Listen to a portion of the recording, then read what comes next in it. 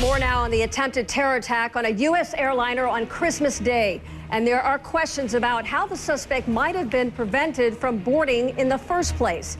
Our CNN's Brian Todd is looking at that. Brian, there were 4 different kinds of lists. He was clearly on one of them. And a lot of people are asking, just how did this guy make it aboard the plane? Well, Suzanne, experts are telling us he never should have made it on board that plane. And they say he likely would not have if certain systems and personnel were in place. The Homeland Security Secretary answers a key question about the failed Christmas Day terror attack aboard a U.S. passenger jet. Were there U.S. air marshals on board? They're posted randomly on different flights, and as far as I know, on this flight, there was not one. But another official at the Department of Homeland Security says since that incident Friday, the number of air marshals on flights has significantly increased. Current and former air marshals tell us if there'd been a marshal present, they don't believe suspect Umar Farouk Abdul Muttalab would ever have gotten on board that plane. Police officer, drop the gun! As depicted in CNN's previous reporting, marshals are trained to blend in, but to be forceful almost instantly. The marshals we spoke with said one of the most important things they do is monitor the behavior of passengers. Experts say on board, this includes observing passengers as they head to the bathrooms. Rafi Ron is a former Israeli air marshal who now has his own security consulting business. We can watch the behavior before he actually gets into the bathroom. We can see what the person carries with him when he goes into the bathroom.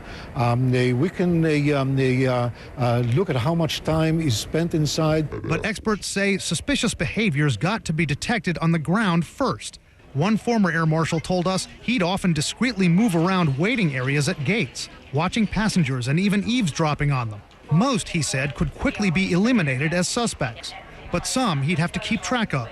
Those who travel alone, who seem nervous, focused on something other than their immediate surroundings, and those who have what he called the 1,000-yard stare. But Ron says in Israel, they take extra measures. But it's not just security people who have to be trained in behavior recognition, right?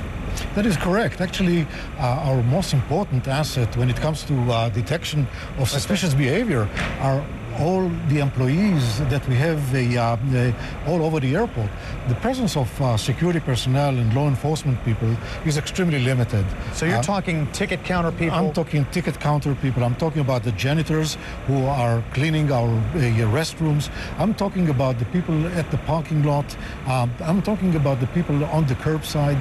These are the people that are so familiar with the regular activities and will immediately recognize irregularities when they take place. Rafi Ron says those are airport employees who can see passengers in those areas of the airport that he just mentioned, places like bathrooms and other corners where there are not security cameras, where there may or may not be security personnel around, but where suspicious behavior can take place nonetheless. He makes a very strong point that this is not racial profiling that we're talking about. It is behavioral profiling, behavior that can come from just about anyone. These are facial movements you're looking for, body language, not a person's ethnicity. Suzanne?